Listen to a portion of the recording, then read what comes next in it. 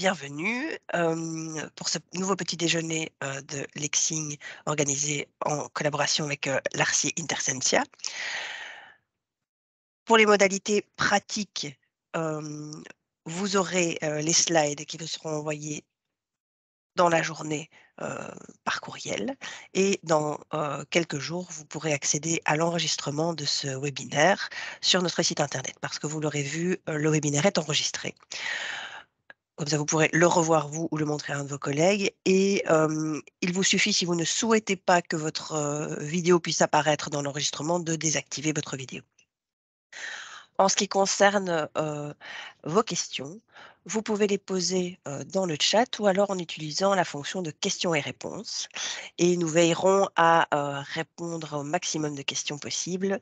Nous verrons comment se déroulera le webinaire, si les questions sont fournies ou non, si nous parvenons à suivre. En ce qui concerne les points attribués par l'Institut des juristes d'entreprise, vous pouvez nous répondre à notre courriel d'aujourd'hui avec votre numéro de membre de l'IJE et nous ferons le nécessaire dans une semaine en une seule fois. Donc ne vous inquiétez pas de ne pas avoir immédiatement le point qui vous soit attribué. Voilà pour les modalités pratiques. Je vais donc céder la parole à Normand Nering qui va commencer ce webinaire, vous exposer les deux premières questions, qui passera ensuite la parole à Johan Albert. Voilà, je t'en prie Normand. Merci Fanny. Et bonjour à tous. La séance de ce jour a pour titre le nouveau Code civil, quel impact en droit de la construction. Nous allons, comme à notre habitude, pendant les formations IRLegal, suivre ce sujet au travers de 4 questions. Les 4 questions que nous avons sélectionnées sont les 4 questions suivantes. J'aborderai les 2 premières alors que l'excellent John Albert abordera les 2 dernières. Les 2 premières questions sont des questions portent sur une mise à jour du Code civil, mais qui sont aussi en lien avec l'actualité. Que répondre en cas d'interruption des approvisionnements? Comment réagir à une hausse de prix de ses fournisseurs? On sait qu'il y a beaucoup de tensions sur les chaînes d'approvisionnement déjà depuis plusieurs mois et sans doute encore pour plusieurs mois. Johan abordera les questions. Quelles clauses appliquer en cas de conflit des conditions générales et quelles sont les nouvelles clauses abusives? Comme à notre habitude, nous abordons le thème au travers d'un fil rouge qui est ici illustré par des perruches, parce que comme vous le savez, le droit de la construction est souvent caractérisé par des imbrications de relations où ce qui arrive d'un côté de la chaîne se répercute sur l'autre côté de la chaîne. Et donc, quand il y a tout d'un coup un retard de paiement, eh bien, tout le monde répète retard de paiement. Et ou inversement, lorsqu'il y a un retard d'exécution, tout le monde répète retard d'exécution et ça se propage d'un côté ou de l'autre, raison pour laquelle nous avons décidé d'illustrer nos slides avec des perruches. Notre fil rouge est un fil rouge assez simple. Nous avons la société Construction Piaf qui est spécialisée dans la pose de châssis. Elle est sous-traitante. Elle rencontre des difficultés d'approvisionnement en matériaux, ce qui peut être à l'origine d'interruptions des fournitures. Il peut y avoir des pénuries ou il peut y avoir des hausses de prix auprès de ses fournisseurs s'il y a des tensions sur les marchés d'approvisionnement en plastique, en aluminium ou en bois. Avec des velléités de la part de ses fournisseurs de répercuter les hausses de prix sur les fournitures de châssis, même s'il y a un contrat de long terme qui fixe pourtant le prix. Ces velléités peuvent exister simplement parce que les fournisseurs ont très envie de répercuter le prix parce que c'est compliqué pour eux, même s'il existe un contrat, mais elles peuvent aussi résulter du fait qu'éventuellement le contrat n'est pas clair, parce qu'éventuellement il y a des clauses de révision de prix qui seraient insérées dans les conditions générales, mais les entreprises, les deux partenaires n'ont pas les mêmes conditions générales et chacun voudrait voir appliquer les siennes, ou parce qu'il y a des débats concernant la question de savoir si ces différentes clauses sont équitables, légitimes, ou si elles sont au contraire abusives. Donc ça, c'est le fil rouge que nous allons garder à l'esprit pendant notre présentation, qui débute tout de suite avec la première, qui débute dans un instant avec la première question. Mais avant cela, un point, une précision liminaire qui est valable pour toute la présentation et qui concerne cette modification du Code civil, en tout cas du livre 5 concernant les obligations, qui a été modifié cet été pour mettre en place un nouveau livre 5 dans le Code civil. La mise à jour du Code civil est vraiment cela, c'est une mise à jour. Il y a la volonté de dépoussiérer un petit peu le langage du code, de procéder à une renumérotation pour rendre les choses un petit peu plus cohérentes et lisibles.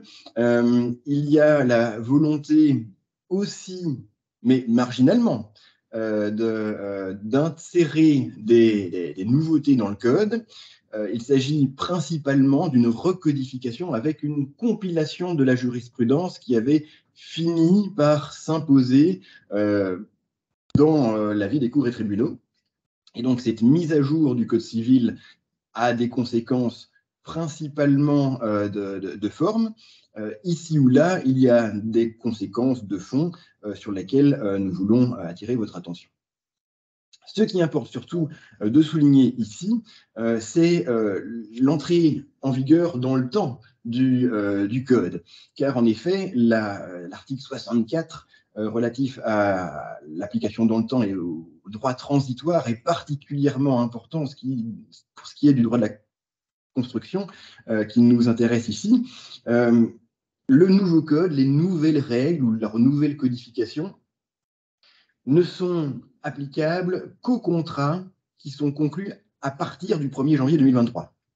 On sait bien, en droit de la construction, il est fréquent que vous ayez des contrats qui mettent plusieurs années à être exécutés. Vous avez des contrats d'entreprise qui ont été encore conclus ce mois de décembre et qui seront exécutés pendant les 2, 3, 4, 5 prochaines années. Ces contrats conclus avant l'entrée en vigueur du nouveau code vont continuer à être régis par les anciennes règles. Et donc, il faut clairement mettre dans un coin de sa tête, il y a des nouvelles règles, mais elles ne sont applicables qu'aux contrats conclus à partir du 1er janvier. Tous les anciens contrats continuent à être régis par les anciennes règles.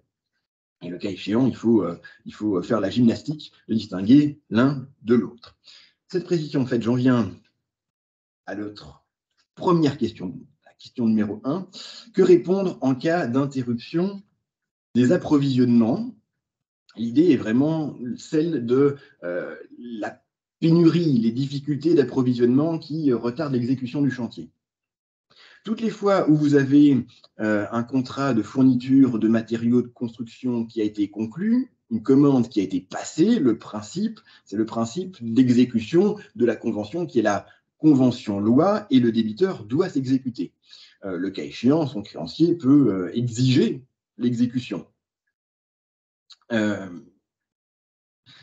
Il peut l'exiger en justice, il peut l'exiger éventuellement en procédant à des mesures de rétorsion qui sont qualifiées dans le code d'exception d'inexécution. Le créancier peut répondre: si vous n'exécutez pas, je n'exécute pas non plus. Si vous ne me livrez pas, je ne vous paye pas. Si vous ne me payez pas, je ne vous livre pas. À ce sujet, le nouveau code modélise, représente, codifie la jurisprudence qui s'était développée ces derniers temps sous son article 5.239. Le principe est repris, c'est-à-dire que le créancier peut suspendre l'exécution de son obligation jusqu'à ce que le débiteur exécute ou offre d'exécuter la sienne.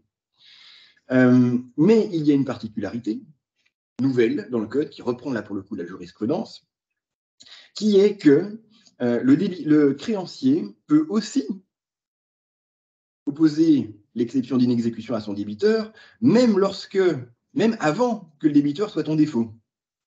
Lorsqu'il est manifeste que le débiteur ne s'exécutera pas à son échéance, dans le futur, même si l'échéance n'est pas encore là, mais s'il est manifeste que le débiteur ne s'exécutera pas à son échéance, à ce moment-là, le créancier peut déjà prendre les devants et opposer l'exception d'inexécution. Cela peut avoir son intérêt si le contrat est un contrat par tranche, avec des différents acomptes qui doivent être versés par le client à son entrepreneur. On peut imaginer la situation où le client sait que son entrepreneur ne va pas être à même d'exécuter son obligation dans les temps et décide de prendre les devants et ne pas verser l'acompte. Typiquement, j'ai commandé des panneaux solaires, je sais, parce que votre gestionnaire de chantier a commis des indiscrétions lors de la dernière réunion de chantier, je sais que vous ne serez pas à même de me livrer mes panneaux solaires parce que vous n'êtes vous-même pas à même d'obtenir les panneaux solaires parce que votre fournisseur n'arrive pas à trouver des panneaux solaires, je devais vous payer la tranche maintenant, je vais retenir la tranche jusqu'à ce que vous me garantissiez que vous serez à même de me fournir les panneaux solaires. Je préfère que l'argent soit dans ma poche plutôt que dans la vôtre. Donc, j'oppose l'exception d'inexécution, même si vous n'êtes pas encore en manquement vous-même. Et si, effectivement, le débiteur reconnaît qu'effectivement, il ne va pas être à même de rencontrer ces échéances, mais l'exception d'inexécution va être justifiée. Alors, attention, toutefois, le code prévoit aussi que même si le créancier peut prendre les devants, toutes les fois où il est manifeste que le débiteur ne s'exécutera pas à l'échéance, le débiteur peut lui-même répondre en fournissant, en donnant des assurances suffisantes de la bonne exécution de son obligation.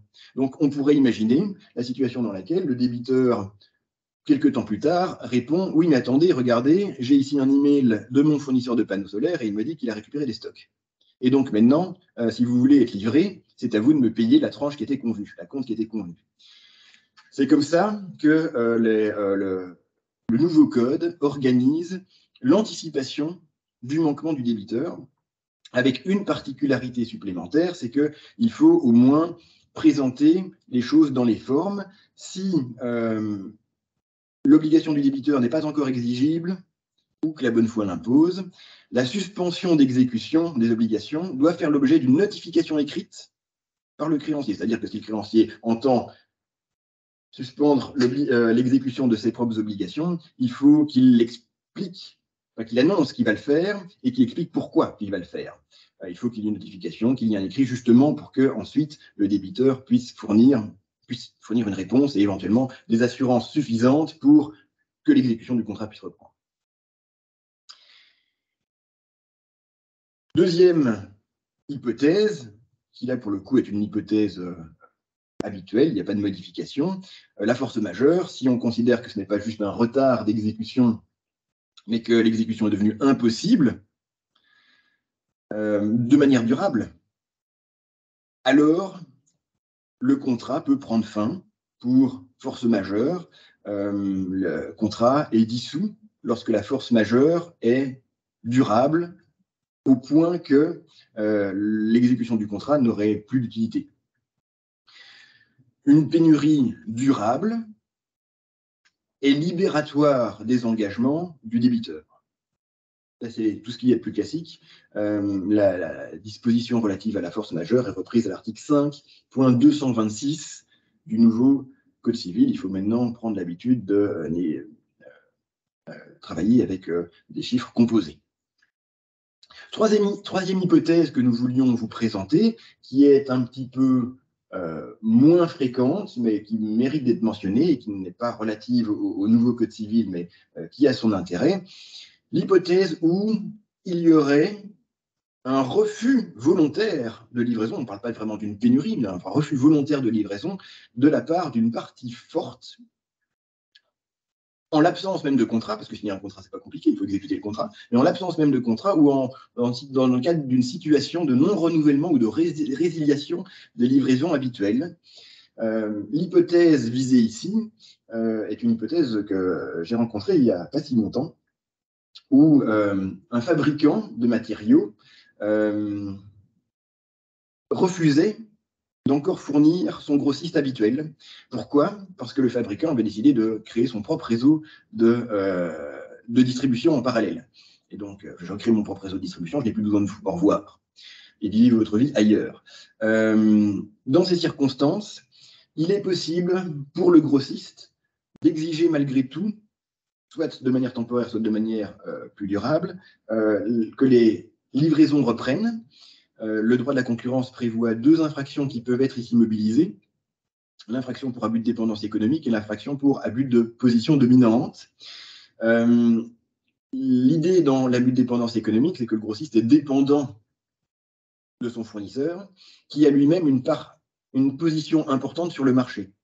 Le fournisseur a 30% de part de marché, aux alentours de 30% de part de marché, et il y a des relations habituelles qui existaient entre le grossiste et le fournisseur. L'infraction pour abus de dépendance économique prévoit de laisser la possibilité aux grossistes de disposer d'un préavis spécial, renforcé, qui doit lui permettre de se retourner. Même s'il est difficile de trouver un autre fournisseur, un autre fabricant approvisionneur, il y a sans doute un autre fournisseur approvisionneur disponible ailleurs sur le marché. Simplement, il faut me laisser le temps de me retourner. Dans ce cas, l'abus de dépendance économique accorde au grossiste qui n'est plus livré un droit à un préavis spécial, exceptionnel, qui doit répondre aux difficultés que le grossiste rencontre pour se retourner. Et donc, typiquement, si le grossiste avait l'habitude de s'approvisionner auprès du seul fabricant belge et que celui-ci finit par dire non, les deux seuls autres fabricants, c'est un fabricant allemand, mais qui est dans une situation de relation d'exclusivité avec ses propres grossistes, ou un fabricant espagnol, ben, il faut sans doute du temps pour organiser tout un réseau pour réacheminer le matériau depuis l'Espagne. Et donc, s'il vous faut 6 mois, 12 mois, 18 mois pour remettre en place votre réseau de distribution depuis l'Espagne, eh bien, votre fournisseur va devoir supporter de continuer à vous livrer pendant 18 mois.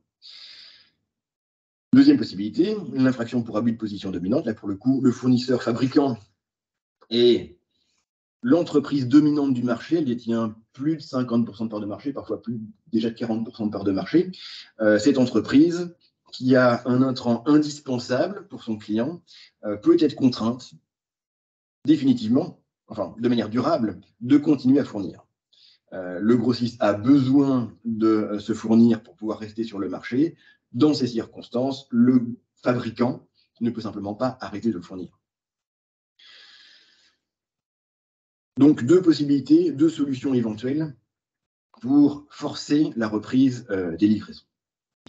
C'est ce que nous voulions, les trois hypothèses, hein, donc exception d'inexécution, force majeure et droit de la concurrence, abus de dépendance économique, abus de position dominante, que nous voulions vous présenter ce matin comme réponse potentielle à une interruption des livraisons. Deuxième hypothèse, moins radicale, il n'y a pas d'interruption des livraisons, mais il y a hausse des prix. Là, pour le coup, situation vraiment très actuelle. C'est une situation très actuelle, mais c'est une situation ancienne qui a été étudiée depuis fort longtemps et qui était habituellement étudiée sous le nom de la théorie de l'imprévision. L'imprévision étant cette théorie qui avait été développée et qui devait permettre, dans des circonstances exceptionnelles, qui sont non imputables à la partie qui s'en prévaut, qui étaient imprévisibles, et qui bouleversaient l'économie contractuelle, circonstances qui devaient permettre de renégocier les conditions du contrat. Exemple type, les prix augmentent de manière exponentielle. Revoyons le prix de fourniture, parce que sinon, moi, je ne vais pas pouvoir vous fournir longtemps. La théorie de l'imprévision est une théorie qui est discutée depuis fort longtemps et qui est rejetée depuis fort longtemps par les cours et tribunaux. On en voit la première trace dans la jurisprudence de la Cour de cassation en 1921, il y a plus d'un siècle. La Cour de cassation, de manière constante, répondait non, la théorie de la prévision, ça n'existe pas. Moi, ce que je connais, c'est la convention de loi. Et donc, si vous avez pris un engagement, vous devez l'exécuter. Et tant pis pour vous.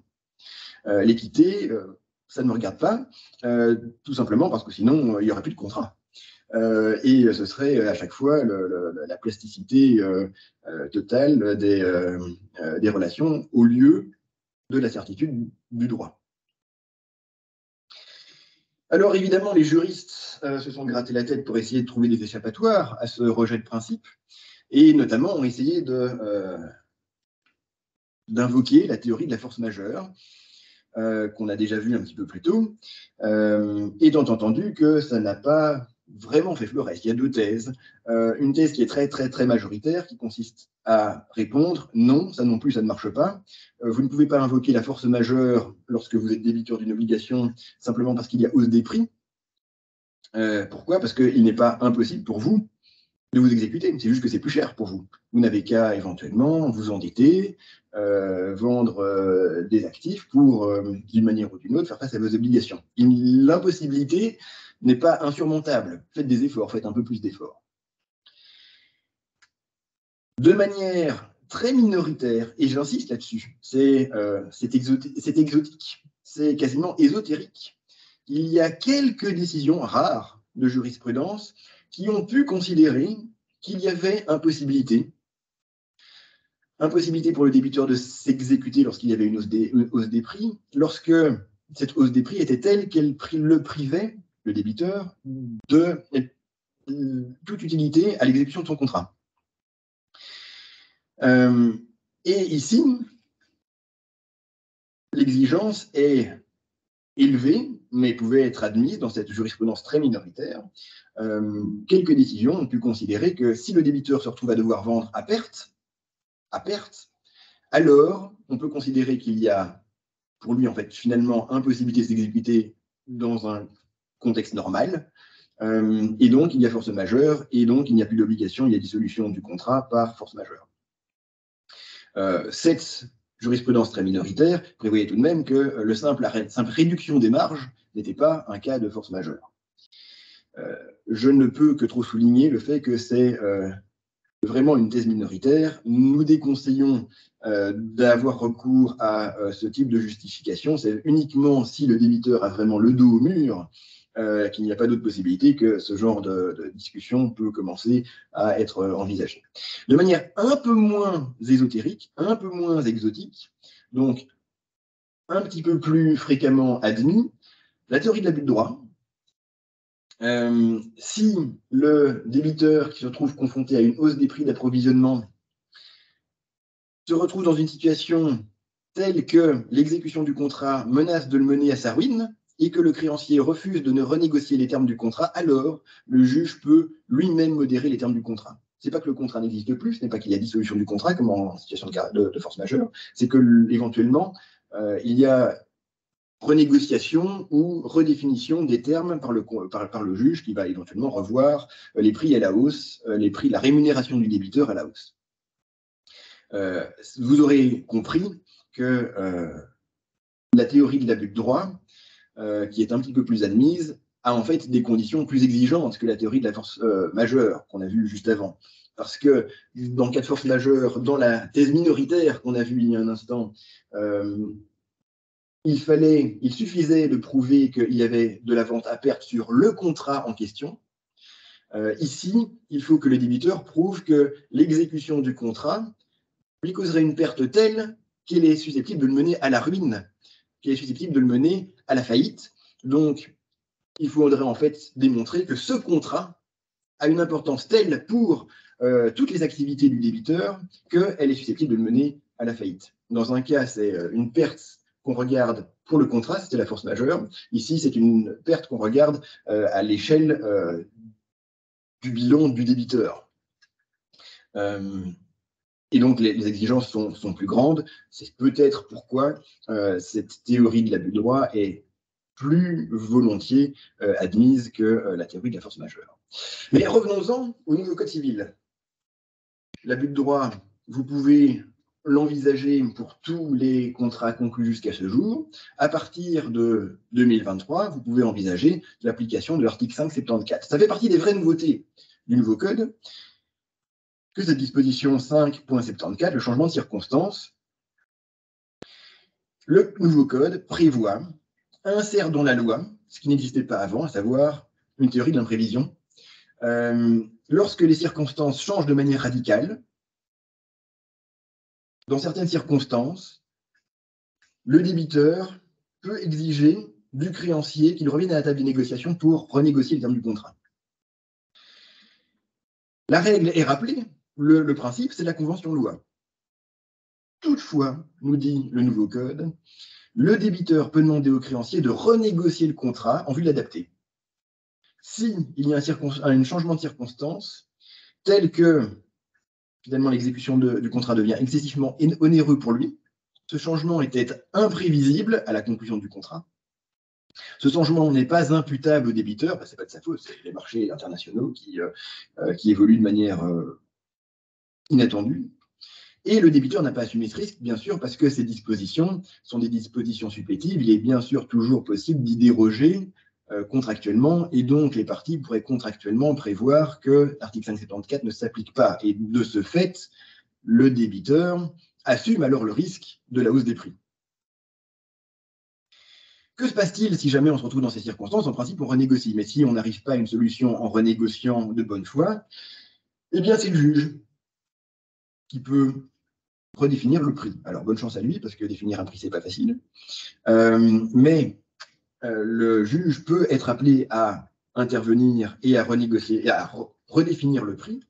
Étant entendu que le Code civil prévoit que pendant la durée des renégociations ou de la procédure, le contrat doit continuer à être exécuté. Il ne s'agit pas de suspendre l'exécution du contrat, il s'agit de continuer à s'exécuter.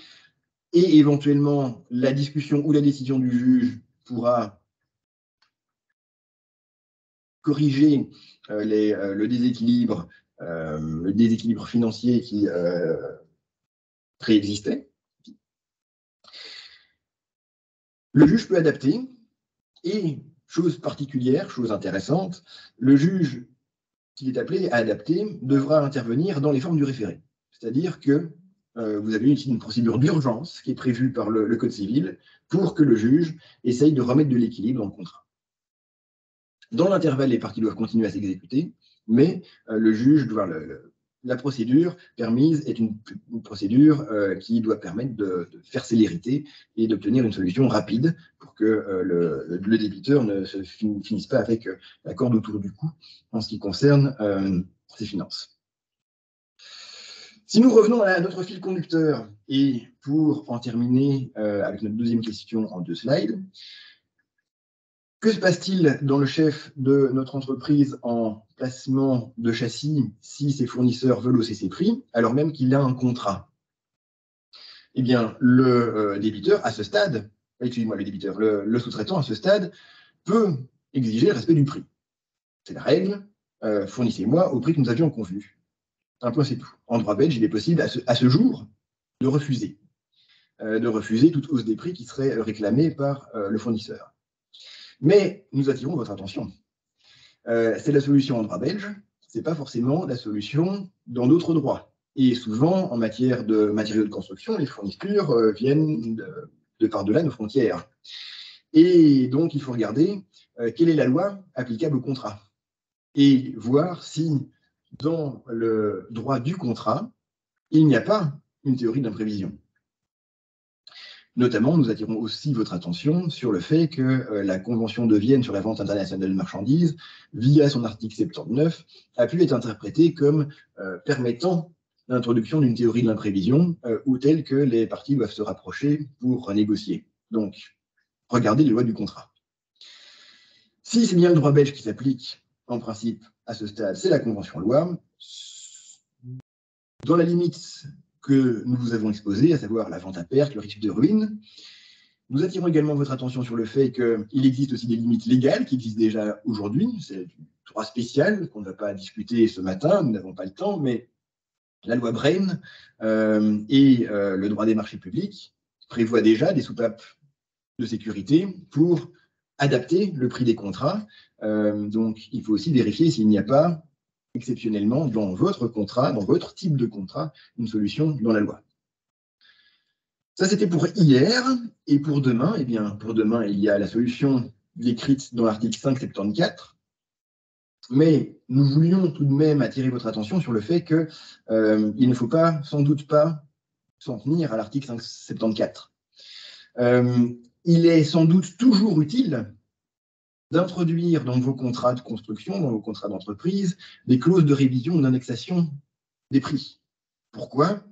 Pour bénéficier de plus de sécurité juridique, de critères clairs non seulement quant à la question de savoir quand vous avez droit à une révision de votre prix, à savoir à partir de quel moment, à partir de quel taux de hausse vous pouvez considérer qu'il y a lieu de revoir les prix, mais aussi pour définir les critères de recalcul du prix, pour qu'il y ait des critères clairs permettant de redéfinir votre prix. Et à cet égard, nous attirons votre attention sur une loi qui est méconnue parce qu'elle est ancienne, la loi du 30 mars 76 relative aux mesures de redressement économique, qui limite les possibilités de recourir à une clause de révision ou plutôt en tout cas qui impose des conditions à ce type de mécanisme, qui requiert notamment que les critères utilisés soient des critères objectifs.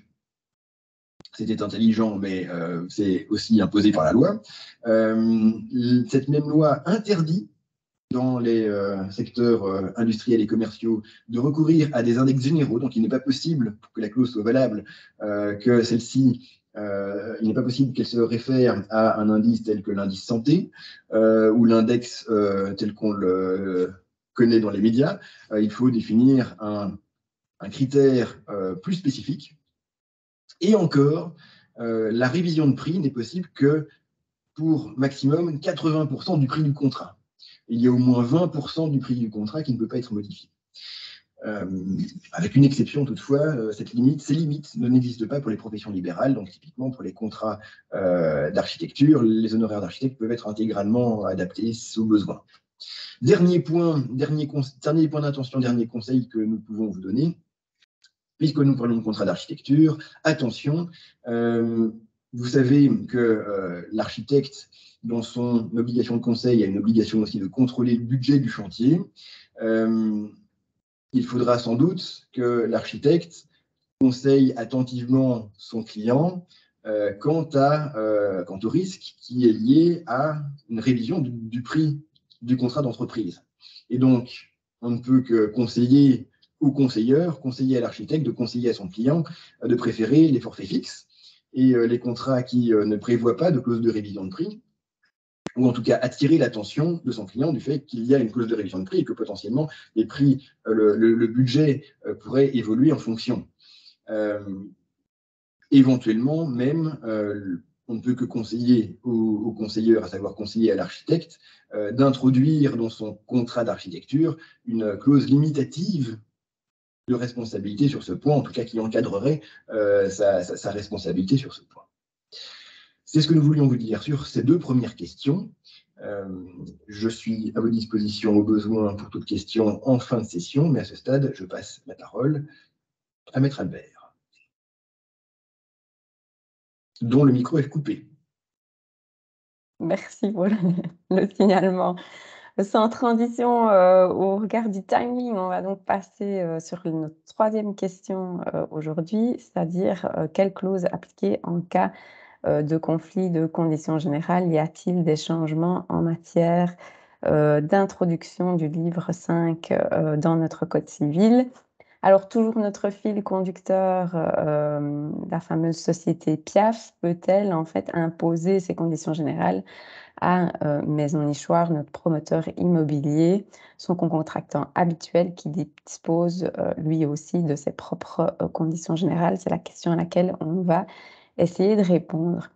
Alors, sur le principe, les rédacteurs du nouveau Code civil se sont bien saisis de la question des conditions générales et ont intégré un nouvel article 5.23 du Code civil que vous revoyez repris sur les slides. Et globalement, cet article prévoit deux conditions pour l'introduction des conditions générales dans le champ contractuel: une prise de connaissance effective et préalable et une acceptation par l'autre partie. Jusque-là, rien de fondamentalement neuf. Cette prise de connaissance effective et préalable est assimilée par l'article à la possibilité de connaissance effective et donc impossible donc de se retrancher derrière le fait qu'on n'a pas pris le temps de lire.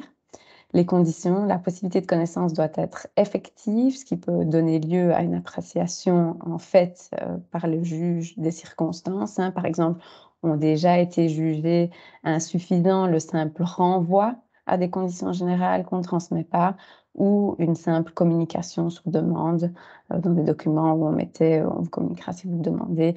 La jurisprudence n'aime pas ce genre de clause. Dans l'environnement papier, pour les conditions générales, on veillera donc toujours, c'est vraiment du droit constant, à faire figurer ces conditions dans un endroit visible. Si elles sont au verso du contrat, idéalement, on l'indique au recto. Voyez nos conditions générales au recto. Et dans l'environnement électronique, on les communique en pièces jointes et pas, si possible, dans un cas comme dans l'autre, en caractères minuscules. Idéalement, et l'article reprend, il faut une connaissance qui doit être préalable, c'est-à-dire intervenir au plus tard au moment de la conclusion du contrat. On communiquera alors dans un délai raisonnable avant cette conclusion. Idéalement, je le disais, ça devrait être 15 jours. On n'oubliera pas également l'application de l'article 7.2 septièmement du Code de droit économique qui prévoit une obligation d'information dans les contrats de consommation. Donc cet article prévoit que on va devoir transmettre aux consommateurs des informations spécifiques même au-delà du cas de la vente qui est signalé ici, et que l'attention du consommateur devra être spécialement attirée sur les clauses inhabituelles ou particulièrement rigoureuses à son égard. Pour prendre un exemple, la cassation, dans un arrêt assez récent de 2019, a décidé que, s'agissant d'une assurance habitation qui excluait les dommages dus aux tempêtes, ce qui est quand même particulier pour une assurance habitation, il a été jugé insuffisant d'opérer un simple renvoi aux conditions générales pour la détermination de l'étendue de la couverture d'assurance assumée en cas de sinistre. Et donc, il ne faut pas réellement oublier cette obligation d'information en cas de clause particulièrement rigoureuse pour le consommateur. La deuxième condition, c'est celle d'une acceptation, et là, je ne vous apprends rien. Elle peut être expresse par la signature du maître de l'ouvrage ou le fait de cocher la petite case dans un environnement informatique. À nouveau, j'accepte les conditions générales. Elle peut aussi être tacite, c'est-à-dire du comportement donné après cette possibilité de prise de connaissance effective des conditions. Si les conditions sont manquantes, le contrat est formé sans les conditions générales, sauf exception spécifique sur lesquelles je ne reviens pas, parce qu'on estime qu'il existe tout de même une volonté de conclure. Dans ce cas, seuls les éléments qui ont fait l'objet vraiment de la négociation spécifique vont entrer dans le champ contractuel, et le nouvel article 5.71 prévoit que le surplus sera réglementé par les normes légales et les usages supplétifs. Donc, à nouveau, pas de nouveauté ici. L'article 5.23 du nouveau Code civil prévoit aussi que si les conditions sont communiquées après la signature du contrat, et sauf cas où on serait dans un accord express ou un silence circonstancié, le contrat à nouveau se forme sans les conditions générales. Seuls les éléments qui ont fait l'objet de la négociation spécifique entrent dans le champ contractuel, et à nouveau, le surplus est réglementé par les normes légales et les usages supplétifs. Que se passe-t-il par contre dans le cas où c'est la facture qui comprend pour la première fois les conditions générales au verso? Alors il y a deux cas d'espèce à distinguer. Le premier, ici on se réfère au livre 8 de notre nouveau Code civil. Le premier concerne le consommateur. On a un article 8.11, paragraphe 4, alinéa 2, qui prévoit que une facture non contestée par une personne qui n'est pas une entreprise ne peut pas être considérée comme acceptée, sauf si cette absence de contestation constitue un silence circonstancié. Par rapport à cet article, on peut douter du fait que le simple silence du consommateur à la réception de la facture sera suffisant pour pouvoir emporter une acceptation tacite des conditions générales. Et donc, pour le consommateur, ça règle un petit peu la question, et l'entrée dans le champ contractuel des conditions générales sera assez difficile. Si tout de même on avait une facture acceptée expressément ou tacitement par une personne qui n'est pas une entreprise, donc à nouveau le consommateur, elle ne constitue qu'une présomption de fait. Or, on sait qu'au-delà de 3 500 €, les présomptions de fait ne sont pas admises au titre de preuve d'un acte juridique, en ce compris ici ces clauses potentiellement accessoires. C'est l'article 8.9 du nouveau Code civil qui nous le dit. On en déduit que, sauf peut-être assez limitativement en ce qui concerne les actes juridiques de moins de 3 500 €, les consommateurs ne seront pas tellement concernés par la preuve au moyen de la facture acceptée lorsque les conditions générales sont transmises pour la première fois sur cette facture. Même article, alinéa différent et contexte différent pour les entreprises, puisque l'article prévoit pour elles que, sauf preuve contraire, une facture acceptée par une entreprise ou non contestée dans un délai raisonnable fait preuve contre l'entreprise de l'acte juridique allégué. La question se pose donc de savoir si cet article vise aussi les conditions générales qui sont posées unilatéralement au dos de la facture et qui sont transmises pour la première fois lors de la communication de celle-ci. La Cour de cassation l'avait déjà admis dans un ancien arrêt d'avril 2004. Et donc, on se rend compte que le problème n'est pas du tout neuf. Et les travaux préparatoires de la réforme du Code des entreprises, du Code de droit économique et de la réforme du droit des entreprises en 2017 et 2018 avaient voulu l'exclure. Donc en opposition avec la précédente jurisprudence de la Cour de cassation. Et ces travaux préparatoires indiquaient précisément qu'une facture ne peut toutefois pas apporter au contrat de service initial des modifications unilatérales qui s'appliqueraient moyennant une acceptation tacite entre parties. Le problème, c'est que ni le nouveau Code civil, ni ces travaux préparatoires ne reprennent ces considérations. On n'a aucune information à ce niveau-là.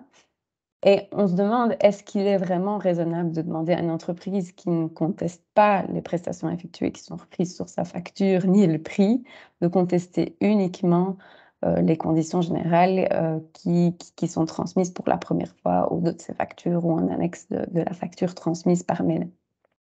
Probablement que non, mais à ce stade, c'est malheureusement la voie la plus sûre si vous ne voulez pas être lié par les conditions générales intervenues tardivement. Et donc, idéalement, il faudra protester la communication de ces conditions générales à bref délai jusqu'à ce qu'on ait éventuellement plus d'informations à ce niveau-là ou qu'une doctrine ou une jurisprudence contraire émerge en ce qui concerne cette nouvelle réglementation du Code civil. Alors, quid réellement en cas de conflit de conditions générales? L'article 5.23 reprend 2 cas. Le premier, c'est le cas classique de conflit entre les conditions générales et les conditions négociées.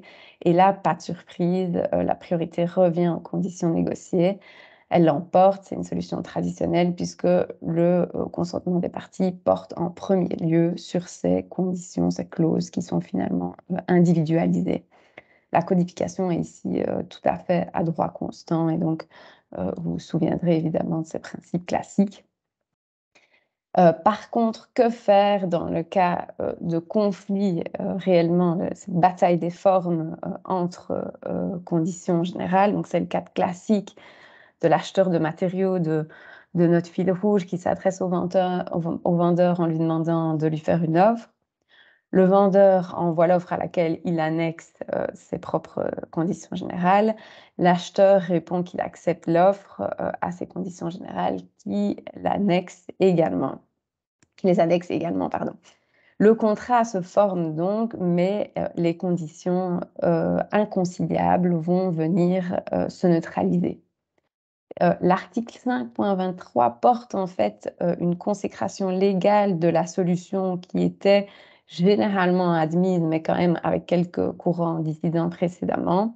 Et finalement, c'est une précision légale qu'on accueille avec bienveillance puisqu'elle a pour effet d'augmenter la sécurité juridique et au moins on est sûr qu'il n'y ait pas de soucis à ce niveau-là.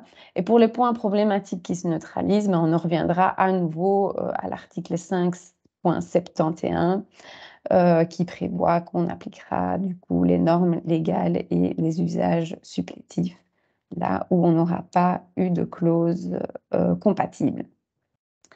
Nouveauté, par contre, c'est dans ce deuxième cas la possibilité de dérogation qui est offerte aux contractants.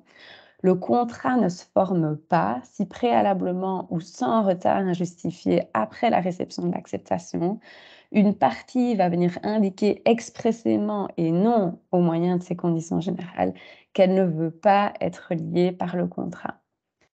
La solution donne donc la possibilité à l'offrant, par exemple dans notre fil rouge maison nichoir, de ne pas être piégé dans les liens du contrat dans l'hypothèse où son offre préalablement renvoyait à des conditions générales déterminantes de son consentement et où l'acceptation, par exemple, de construction PIAF renvoie à des CG qui sont tout à fait incompatibles. Il s'agit au fond d'un règlement rapide et qui se veut potentiellement efficace de ce qu'on pourrait considérer être en droit une erreur substantielle de l'offrant qui a en fait formulé son offre dans la croyance que ses propres conditions générales allaient être appliquées. Et les travaux préparatoires ont vraiment réfléchi à cette possibilité de dérogation puisqu'ils prévoient même que les actes d'exécution antérieurs au refus de contracter, parce qu'on peut dire « je refuse de contracter sans retard injustifié », donc ça veut dire que peut-être il y aura eu des actes d'exécution qui auront été placés, eh bien, les travaux préparatoires envisagent des restitutions à effectuer à la suite d'un début d'exécution du contrat qui n'aura finalement pas pu se former en raison de la déclaration d'une partie en application de cet article. C'est donc la grande nouveauté qu'il faudra quand même manier avec une certaine précaution. On se pose des questions sur le timing qui sera certainement, c'est cette question sans retard injustifié qui sera certainement au cœur d'un débat appréciatif en fait qui pourrait être fortement litigieux. Et on se demande aussi finalement si cette opportunité ne risque pas d'être saisie dans d'autres cas pour essayer d'obtenir l'annulation du contrat parce que par ailleurs on a une meilleure offre ailleurs et qu'on essaye du coup d'obtenir une annulation ou une autre. On verra si cette faculté est mise en œuvre dans un but totalement différent ou non. À ce stade, on ne sait pas encore ce que ça va donner, mais à suivre donc la finale de cet article 5.23 du nouveau Code civil.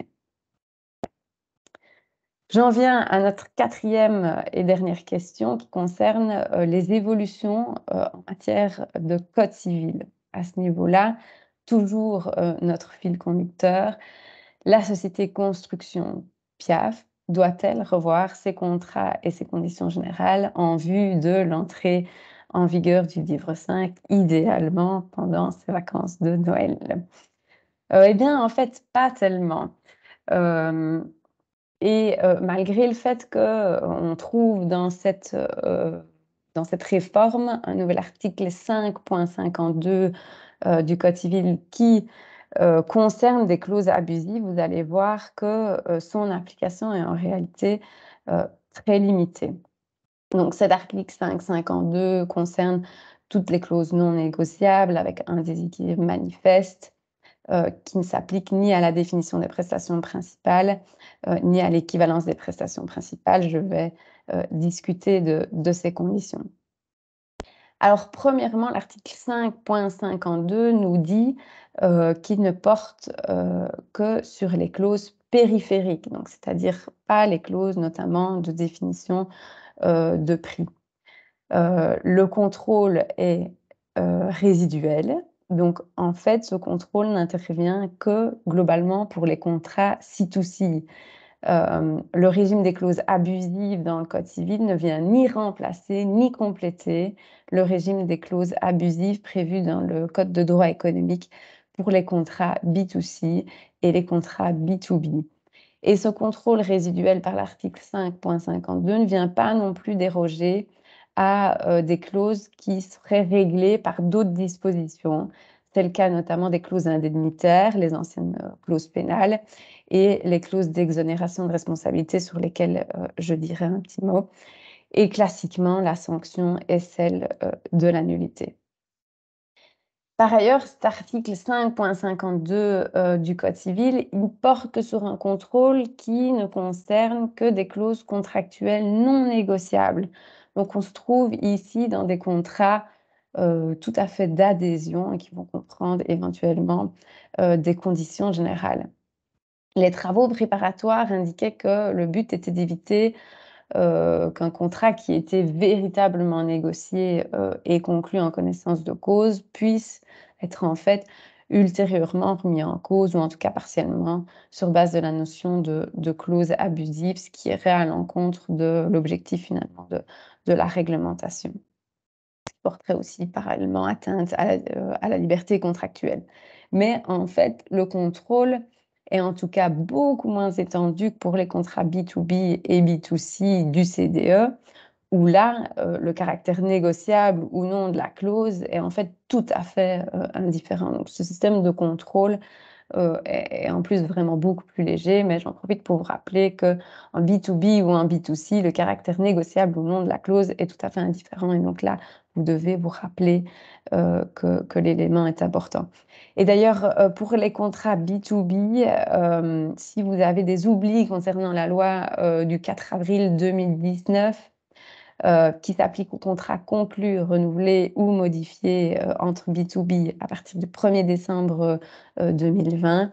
Je vous rappelle qu'on a déjà fait, et notamment Normand, un irlégal sur le sujet, et qu'il est disponible également sur le site de Lexing. Alors, le déséquilibre prévu par 5.52 doit être aussi manifeste, ce qui reprend toute une liste de critères. Il s'agit en fait pas de prohiber toute dérogation conventionnelle ou transformer des dispositions supplétives en dispositions impératives, mais globalement de sanctionner les atteintes importantes, non justifiées, les déséquilibres évidents, et tout ça en tenant compte de toutes les circonstances qui entouraient la conclusion du contrat. Le juge va, en tout cas sur ces critères, disposer d'un pouvoir d'appréciation important, mais le mot-clé manifeste limitera de toute façon ce contrôle à un contrôle de type marginal. Pour le surplus, le nouveau Code civil fait aussi plusieurs renvois au CDE en ce qui concerne les clauses abusives ou qui les concernent de loin ou de près. En tout cas, le 5.11 renvoie au CDE pour la définition du contrat de consommation. 5.22 traite du droit de rétractation, c'est aussi un renvoi. Et 5.66 traite de l'interprétation des contrats de consommation. Un petit mot encore sur deux clauses spécifiques qui pourraient être considérées comme abusives dans vos contrats. C'est la nouvelle clause indemnitaire qu'on appelait précédemment la clause pénale. Elle est concernée par l'article 5.88 du Code civil. C'est un très long article que je vous ai repris dans les slides. Et pour fractionner un petit peu ce qu'il nous dit, parce que c'est quand même un article important qu'on a tous quelque part dans nos contrats. Le premier paragraphe reprend en fait le principe de la réparation forfaitaire, hein, c'est le but de la clause, en précisant ce qui était déjà admis mais qui n'était pas spécialement explicité de manière clairement dans le code, que l'objet de la clause n'est pas seulement une somme d'argent, mais peut être aussi possiblement une prestation déterminée. C'est le premier paragraphe. Le deuxième paragraphe concerne un peu le critère utilisé par le juge pour la potentielle réduction ou adaptation de cette clause. On excite en fait le dommage potentiel prévisible, et on va introduire des critères qui sont un petit peu plus larges. Donc, ce sera non seulement le dommage, et les travaux préparatoires indiquent ici, c'est non seulement le dommage réel et le dommage potentiel, mais également les autres circonstances, et en particulier les intérêts légitimes du créancier dont on va tenir compte. Le contrôle reste marginal. Et les travaux préparatoires nous disent aussi que les circonstances peuvent viser des situations diverses, comme par exemple la nature du manquement, son caractère répétitif ou non, son caractère intentionnel ou non, et l'intérêt d'éviter pour le co-contractant d'autres inexécutions dans le futur. Par ailleurs, le dommage réel ne constitue plus, ou le dommage potentiel ne constitue plus la limite pour le juge, mais le montant raisonnable. Et donc, théoriquement, il sera permis à partir du 1er janvier au juge de réduire la clause à une prestation qui serait inférieure au dommage réel, mais qui serait considérée comme raisonnable compte tenu des circonstances de la cause. Et à ce niveau-là, on se pose un peu la question de savoir comment on va articuler ce principe avec la réparation intégrale et le principe de réparation intégrale, mais voilà, c'est à voir pour le futur. Pour le paragraphe 3, on est dans un cas un petit peu limité où le montant à payer, non pardon, dans un cas où le juge est limité par l'intérêt légal. Je n'approfondis pas cette question pour venir au paragraphe 4, où là, il est question de plafond que le roi pourra fixer dans des contrats uniquement d'adhésion. Les conditions reprises dans l'article sont cumulatives et à ce jour, on n'a pas encore de connaissance de l'adoption d'un arrêté royal, mais en tout cas, globalement, je ne pense pas que nombre d'entre vous fassent des contrats d'adhésion, donc je ne développe pas de manière excessive non plus. Le paragraphe 5 concerne des pénalités en cas d'exécution seulement partielle. Le paragraphe 6 concerne une indemnité particulièrement faible, donc dans le cas où le contrat prévoit une indemnité qui est très faible. Et celui, enfin, qui nous intéresse vraiment, c'est le paragraphe 7. Le paragraphe 7 prévoit qu'il y aura un caractère impératif qui est confirmé pour certains paragraphes, dont est exclu le premier paragraphe de l'article dont je vous ai parlé, avec cette différence entre les sommes d'argent et les prestations qu'on peut réclamer. Et donc, une dérogation à ce paragraphe premier est admise. Et je suis désolée, j'ai oublié de couper.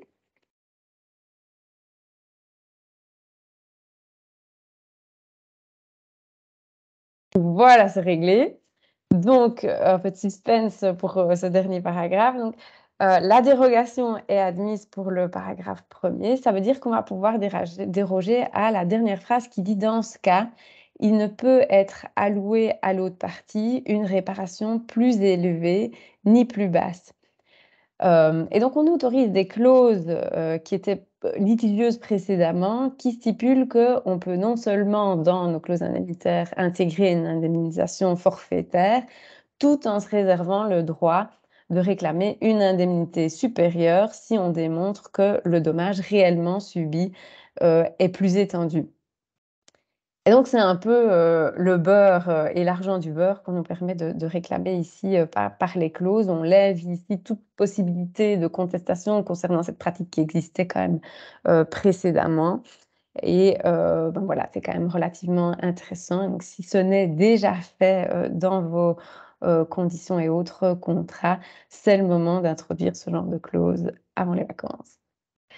Un tout petit mot encore sur les clauses exonératoire de responsabilité. Le régime est aussi assez lourd, l'article est très long, mais globalement, on expose en détail peu de règles qui modifient ce qui était déjà admis en jurisprudence et en doctrine sous l'ancien régime. Il n'y avait rien dans le Code civil qui régulait les clauses exonératoires de responsabilité, mais il y avait quand même un régime développé qui était bien admis et bien compris. J'attire simplement votre attention sur le paragraphe 2 qui déroge d'une certaine manière à l'autonomie contractuelle qui était anciennement reconnue et qui l'est toujours pour le reste des aspects, mais qui prévoit que si le débiteur fait appel à des auxiliaires pour l'exécution du contrat, ceux-ci peuvent invoquer contre le créancier principal la clause d'exonération de responsabilité convenue entre celui-ci et le débiteur. Cette nouvelle règle, elle soulève plusieurs questions, notamment sur le fondement juridique. Est-ce que c'est une stipulation pour autrui implicite? Comment est-ce qu'on va devoir moduler cette clause? Mais surtout aussi pour la définition des auxiliaires, apparemment complètement négligée dans les travaux préparatoires. On n'a pas de définition de ces auxiliaires. On peut penser qu'il s'agit des sous-traitants, préposés, mandataires et autres agents d'exécution. Normalement, on ne devrait pas trop se tromper à ce niveau-là. Mais difficile en fait d'y voir à ce stade un vrai complément à la théorie de la quasi-immunité des agents d'exécution. Et vous savez qu'il est très rare que le créancier principal puisse directement actionner le sous-traitant et que c'est plutôt l'entrepreneur principal qui lui-même actionnera son sous-traitant. Et donc, on ne sait pas que faire finalement vraiment de l'utilisation de cette clause en attendant. Mais comme on n'a pas fini avec les réformes du droit civil, notamment de la responsabilité, il va falloir tenir à l'œil ce paragraphe et ne pas l'oublier, parce que se pose la question de savoir si le législateur a en fait l'idée d'introduire une action directe qui serait inversée, qui est dans les tiroirs, je pense, depuis un bon moment. Donc, je vous invite à ne pas oublier ce paragraphe et pour le reste, à suivre et on verra si un nouveau illégal pourra discuter de la question. Un tout petit peu dépassé le timing, mais j'en ai fini. Et je ne sais pas, Fanny, s'il y a des questions. Ton micro est coupé.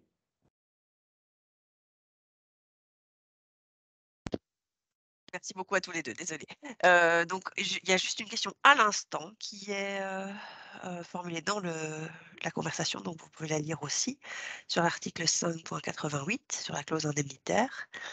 Je ne sais pas lequel de vous deux souhaite s'en charger, mais a priori, il n'y a pas d'autre.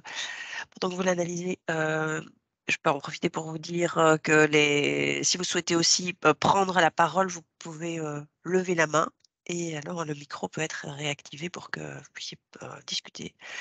Alors, si vous devez nous quitter, nous pouvons évidemment le comprendre. Et n'hésitez pas à nous recontacter, à nous passer un coup de fil si vous aviez une question par rapport à l'un ou l'autre point. Voilà, donc je ne sais pas lequel d'entre vous, Jeanne ou Normand, souhaite répondre à la question.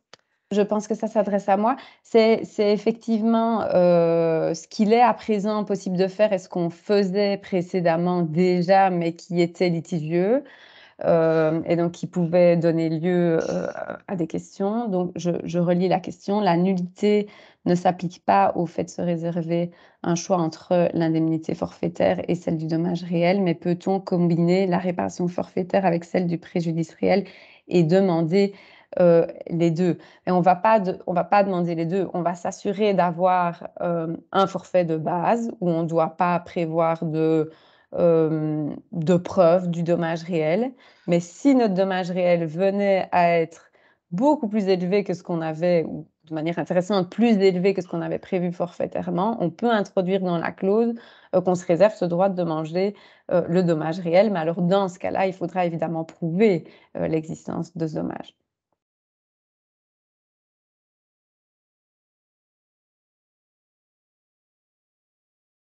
Non, merci Joanne. Il y a une deuxième question concernant l'imprévision, où Madame Van Riller nous interroge sur la question de savoir si le co-contractant ne peut pas invoquer l'imprévision s'il n'a pas lui-même cadenassé la révision des prix ou des modifications de son propre fournisseur, circonstance évitable s'il ne cherche pas solution alternative moins onéreuse.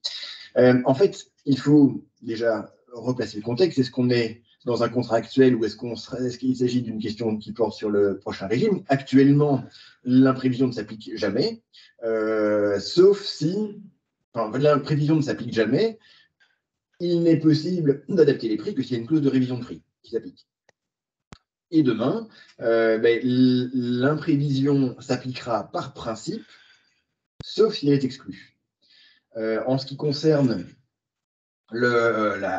si on imaginait qu'on n'est pas dans une clause de révision de prix qui aurait clairement listé les conditions dans lesquelles la clause s'applique, parce que ça, il faut à chaque fois voir au cas par cas, mais qu'on imaginait que c'est le droit supplétif de l'imprévision qui s'appliquera demain, qui est notre hypothèse de travail, alors très sincèrement, on est un petit peu sans réponse à ce stade. Si demain, il y a une hausse des prix, que le nouveau code civil s'applique, est-ce que, au moment de renégocier les prix, les parties doivent prendre en compte la question de savoir si le débiteur a essayé lui-même de trouver un autre fournisseur pour tempérer la hausse des prix?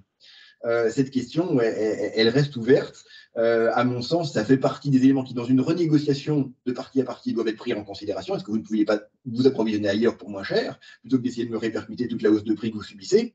Et j'imagine que le juge qui est en fait chargé d'essayer d'identifier le résultat de la négociation, s'il avait eu lieu de bonne foi, va devoir faire la même chose, à savoir prendre en considération la possibilité pour le débiteur d'éventuellement se trouver une source d'approvisionnement alternative. Si le débiteur avait une source d'approvisionnement alternative facilement accessible, on peut imaginer qu'il aurait dû se tourner vers celle-ci plutôt que d'exiger que son créancier, tout d'un coup, subisse la hausse des prix. Je ne sais pas si ça répond à votre question, ce sont mes 2 cents sur la question que visait les Britanniques. Mais ce n'est pas dans le futur code, enfin dans l'application du nouveau code tel qu'il sera appliqué demain, le 1er janvier, la question n'est pas tranchée. C'est mon idée.